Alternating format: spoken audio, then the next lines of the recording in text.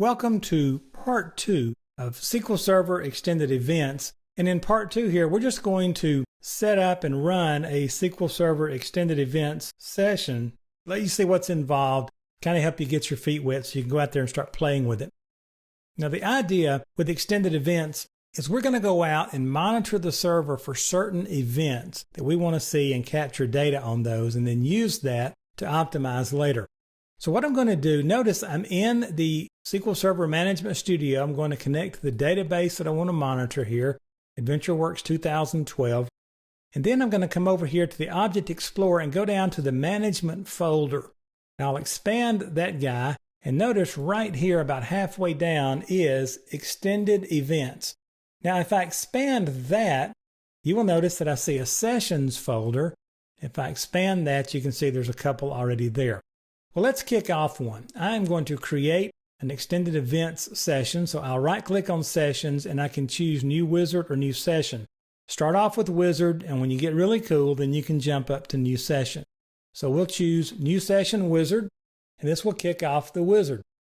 Notice it's telling you that you can use the extended event sessions to monitor your server, and it can help you accomplish tasks such as application tuning, troubleshooting performance, transact SQL query performance analysis. So let's run a simple one here.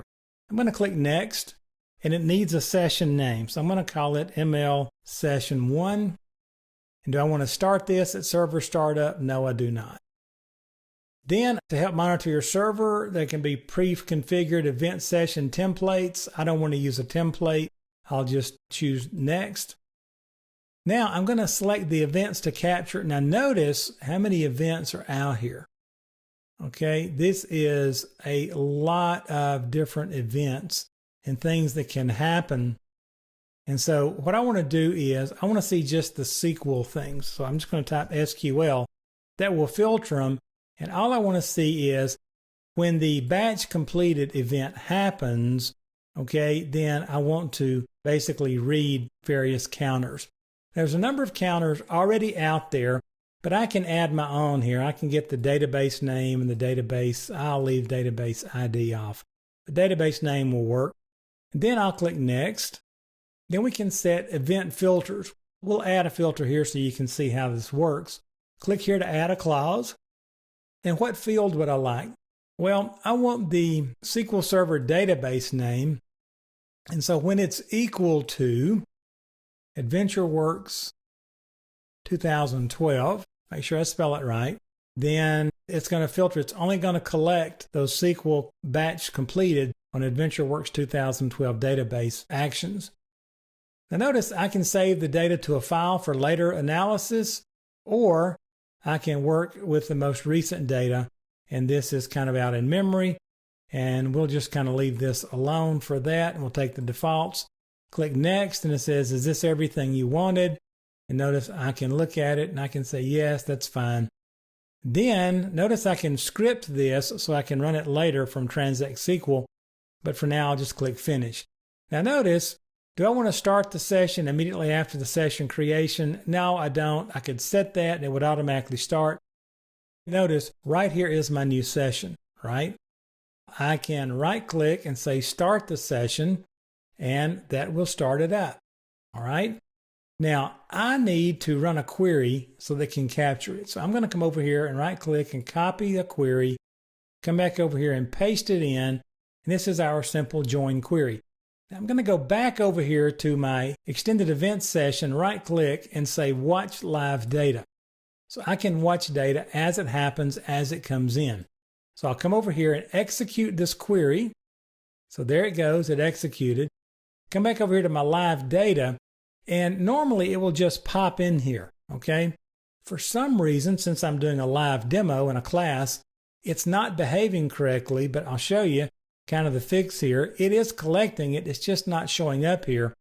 If I right click here and stop the session, I get an error message. Don't worry about that, but notice it captured my SQL batch completed. And when I click on it right here, you can see that it saw the database name, AdventureWorks 2012, had a SQL batch completed event raised, and it shows me the CPU time in milliseconds for that command. the duration in milliseconds, the number of logical reads that were involved in getting that, and the row count. All right? And if you remember, the database name is the one that I added in there. So I could go out and dig around out there in the documentation and see how to add even more information in here. But notice, I can always see what's going on, okay? Now, notice right here, if I expand this out and if I double click here, I can see exactly the query that was executed on the server for these metrics. So it's very easy to capture this stuff and to go back and look at it. Now, if I'd captured that and run 4 or 5 different queries, I could go look at them and I could come back and analyze that data later. Now, I want to show you one more thing. This is an extended events that I created. I can right click on this and I can come down and script this session as a create, okay? And I will do it to a new query editor window.